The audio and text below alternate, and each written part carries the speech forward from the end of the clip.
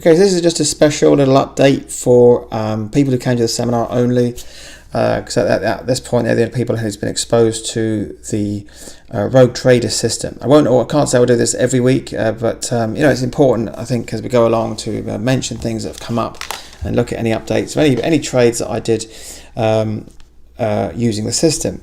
I've got the rules up here on the right hand side as a little reminder, and making sure that you got all that clarification, because I sent you a letter in the week about that as well. So there they are again, you can see that there.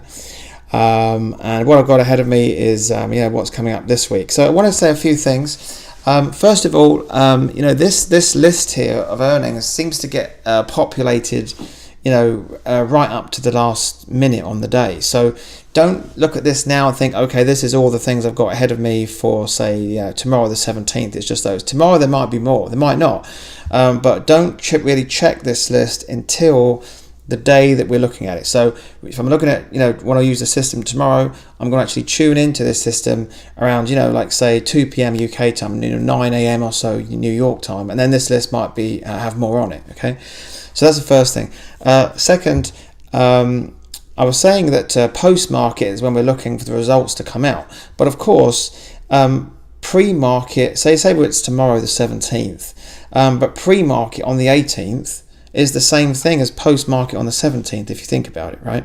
So tomorrow I could be looking at post-market on the 17th, so from those ones. But then I could also be looking at pre-market for the 18th, because it's the same thing.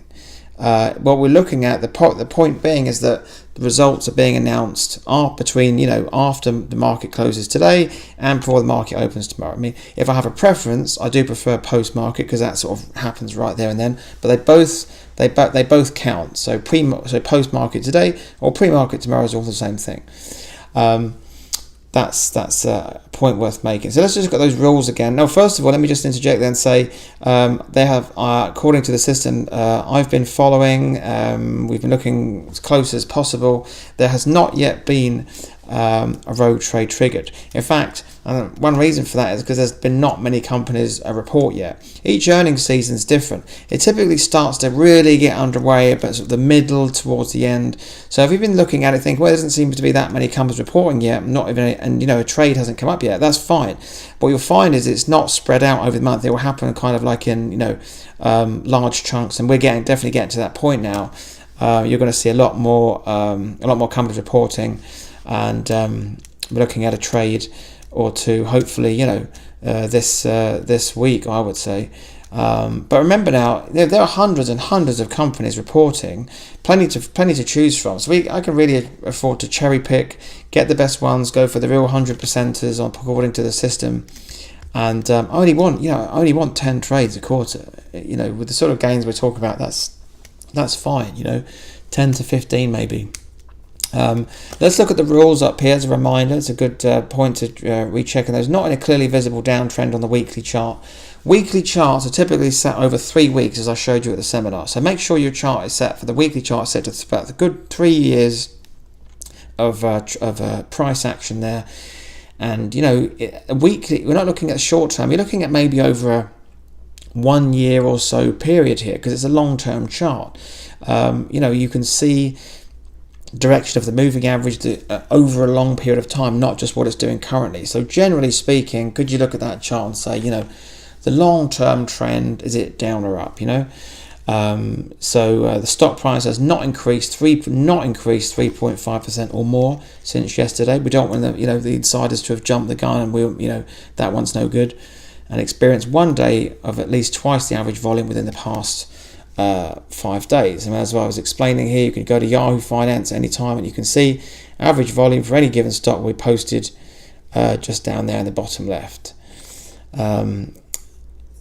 More buying volume days than selling volume days for the past 5 days. Well, that's easy. You just look at the chart and red bars versus black bars. We want to have more black than red over the past 5 days. So the past 5 days includes today. So I'm looking at today and the past 4 days when you're talking about this past 5 days thing.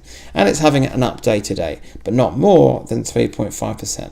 So, just get those rules firmly in your head, and that's going to help moving forward. We can typically start the day eliminating one of these criteria, because this isn't a moving thing or not very fluid on the day. You could eliminate a lot actually by just going to this rule here at the top, not in a clearly visible downtrend on the weekly chart. Then we get a feel for what is the average volume of the past 5 days. But the rest we're pretty much going to look at sort of, okay, now we've maybe whittled down the list a little bit now with that element, with that first one, then the visible down to the weekly chart. Then I'm going to be tuning in, maybe like 3 to 3:30 New York time, with the rest of my list written down next to my computer, printed off, whatever. And then I'm looking at, now we're starting, because it's towards the end of the day, now I can judge today's action, you see. Now I can judge, because today is now pretty much complete. So now I can look, did it have an update today? It looks like it's going to finish having an update. But it's not going to increase more than 3.5% or more since yesterday. And about 3:30, I'm in a position to look at that. If at any time during today that thing has gone up over 3.5%, then that blows it out. It's not the closing price we're looking at, as it's not increased 3.5% more at all during the day. I can now start to look at, one day of at least twice the average volume within the past 5 days. Of course, now I could have looked at this earlier in the day and thought, okay, well, let's look at the past 4 days.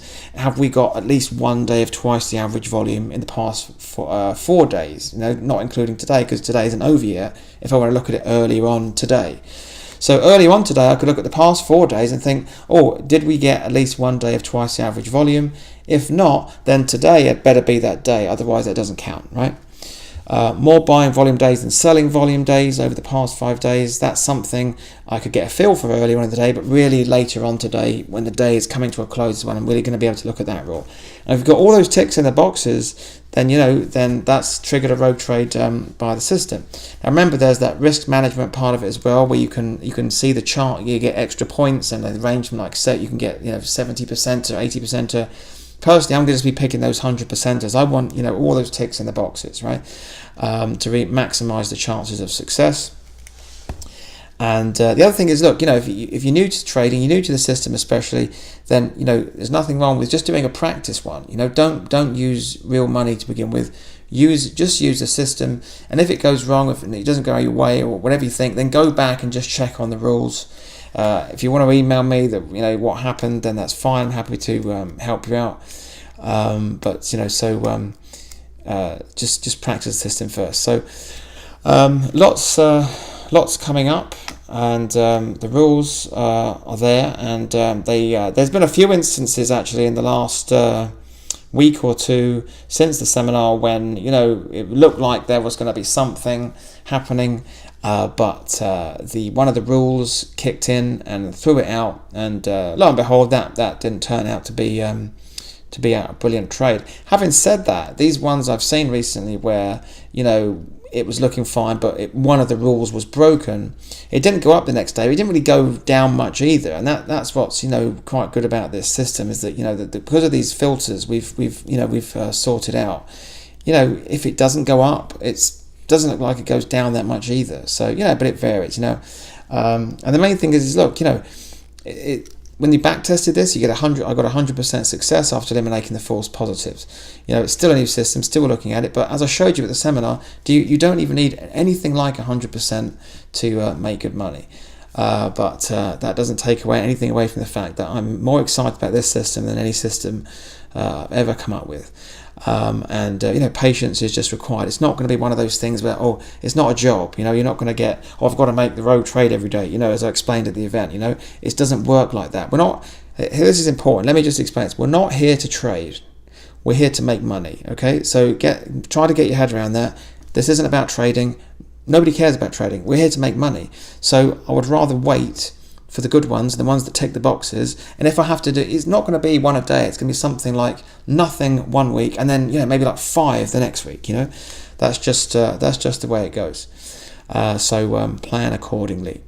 So I'm going to, hopefully, it's the first one, a trade I get, I'm going to be doing that, recording that live as a demonstration for you. And then you'll be able to review that as well and learn more as you go. But practice with practice without using money, perhaps, and just get a feel for what it's like to look at these things at different times during the day.